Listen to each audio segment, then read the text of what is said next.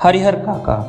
हरिहर काका कहानी के लेखक मिथिलेश्वर जी हैं। श्री मिथिलेश्वर जी का जन्म बिहार राज्य के भोजपुर जिले में 31 दिसंबर 1950 में हुआ था। स्नातकोत्तर की पढ़ाई पूरी होने के बाद उन्होंने हिंदी से पीएचडी की डिग्री हासिल की। उनको छात्र जीवन से ही लेखन में रुचि थी। इसी वजह से एक लंबे अंतराल में उन्होंने कई कहानियाँ, उपन्यास और निबंध लिखे। उनकी प्रसिद्ध रचनाओं में झुनिया और युद्ध स्थल जैसे उपन्यास हैं। कहानी संग्रह बाबूजी पर तो उन्हें अखिल भारतीय मुक्तिबोध पुरस्कार भी मिला है।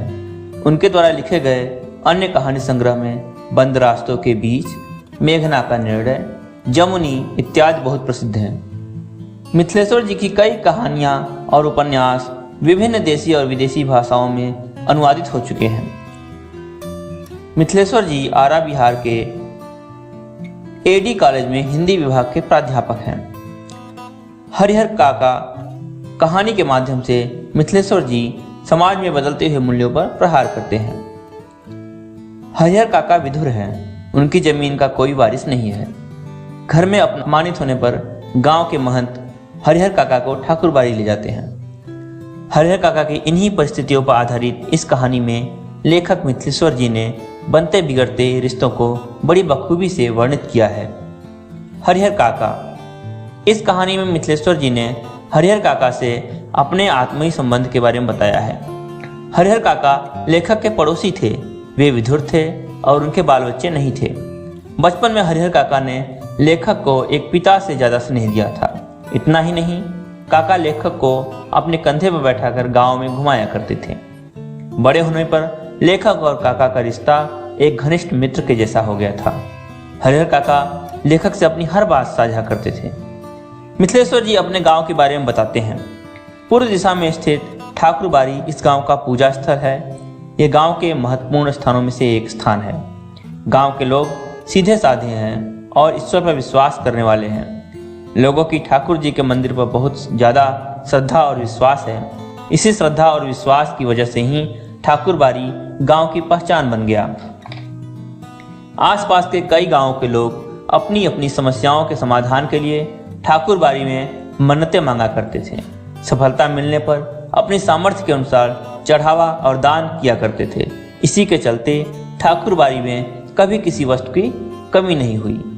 धार्मिक लोगों की एक समिति ठाकुरबाड़ी की देख रेख और संचालन के लिए प्रत्येक 3 साल पर एक महंत और एक पुजारी की नियुक्ति करती थी।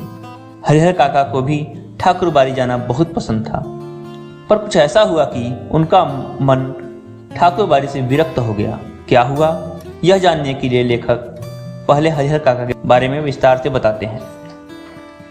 हरिहर काका 4 भाइयों में दूसरे नंबर पे आते थे। अन्य 3 भाइयों का भरा पूरा परिवार है, पर दुर्भाग्यवश काका का अपना कोई बच्चा नहीं था। 2 बार विवाह करने के बाद भी भगवान ने उन्हें पुत्र लाभ नहीं दिया। दोनों पत्नियां परलोक सिधार गईं। लोगों ने तो उन्हें तीसरा विवाह करने की भी सलाह दी, पर काका ने उम्र और समाज का लिहाज करते हुए नकार दिया। काका अपने भाइयों के साथ अपना समय काट रहे थे। हरिहर काका के हिस्से में 15 बीघे जमीन पड़ती थी और इसी के लालच में भाइयों ने अपनी पत्नियों से काका की ठीक से सेवा करने का आदेश दिया था। कुछ दिन तो ठीक ठाक चला, पर बाद में काका की देखभाल में कोताही होने लगी। एक बार तो अस्वस्थता की दशा में भी काका का ठीक से ध्यान नहीं रखा गया। घर में आए मेहमान के लिए अच्छे व्यंजन बनने पर भी जब हरिहर काका को रूखा सूखा मिला, तब काका को अपनी बेइज्जती मालूम हुई। वो अपने घर से गुस्से में निकल गए। ठाकुरबाड़ी के महंत जी की निगाह भी काका की जमीन पर टिकी हुई थी। महंत जी काका को लेकर अपने ठाकुरबाड़ी गए और उनकी जमकर आवभगत की और अगले जन्म में स्वर्ग प्राप्ति का लालच देकर जमीन ठाकुरबाड़ी को दिलवाने का प्रयास शुरू कर दिया। अब तो भाइयों को काटो तो खून नहीं। उनको 15 बीघे जमीन हाथ से फिसलती नजर आने लगी। सुबह सुबह ही ठाकुरबाड़ी में पहुंचकर हरिहर काका के पैरों में लौट गए। उनसे अपनी गलती की माफी मांगने लगे। भविष्य में कभी भी उनकी अवहेलना नहीं होगी, ऐसा आश्वासन मिलने पर काका पुनः घर लौट आए। गांव में अब एक ही चर्चा हो रही थी। हर किसी के पास अपना दृष्टिकोण था। कोई कहता कि काका को अपनी जमीन ठाकुरबाड़ी को दे देनी चाहिए, तो किसी का मन था कि जमीन तो भाइयों को ही मिलनी चाहिए। इन्हीं बातों से काका के परिवार वाले आतंकित रहते थे। कहीं हरिहर काका अपनी जमीन ठाकुर बारी के नाम ना कर दें। भाई लोग दबाव बनाने लगे कि काका जमीन उन सभी के नाम कर दें। तभी गांव में एक अप्रत्याशित घटना हुई। आधी रात के आसपास हरिहर काका के दालान पर महंत और उनके समर्थकों ने हमला ही बोल दिया। उन्होंने हरिहर काका का अपहरण कर सादे और लिखे कागजों पर अंगूठे का निशान लगवाना शुरू कर दिया। तीनों भाई और उनके समर्थकों ने यह अंदाजा लगाया कि ये काम महंत का ही हो सकता है, और जब वे ठाकुर बारी पहुंचे तो वहां सन्नाटा छाया हुआ था। बड़ी आपाधापी और पुलिस की घेराबंदी की मदद से जब काका के भाई ठाकुर बारी के अंदर गए तो एक कमरे में काका को बड़ी ही खराब स्थिति में पाया। उनके हाथ पैर बंधे हुए थे और मुंह में कपड़ा ठुसा हुआ था। हरिहर काका को महंत की चंगुल से छुड़ाकर घर लाया गया। उनकी सुरक्षा के लिए विशेष व्यवस्था की गई। काका भी अब समझदार हो गए थे। उन्हें भी हकीकत समझ में आने लगी थी। महंत और भाइयों की बातों के पीछे की सच्चाई वे अब अच्छी तरह समझने लगे थे।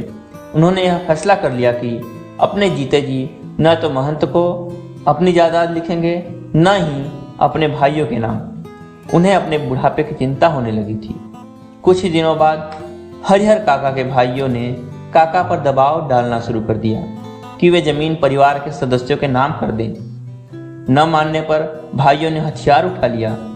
प्रतिकार करने पर हाथापाई की नौबत आ गई। काका जब चिल्लाने लगे तो भाइयों को लगा कि उनके मुंह पर कपड़ा भर देना चाहिए। काका की चीख पुकार सुनकर गांव के लोग जुटने लगे। महंत जी ने तो तत्परता दिखाई और पुलिस लेकर पहुंच गए।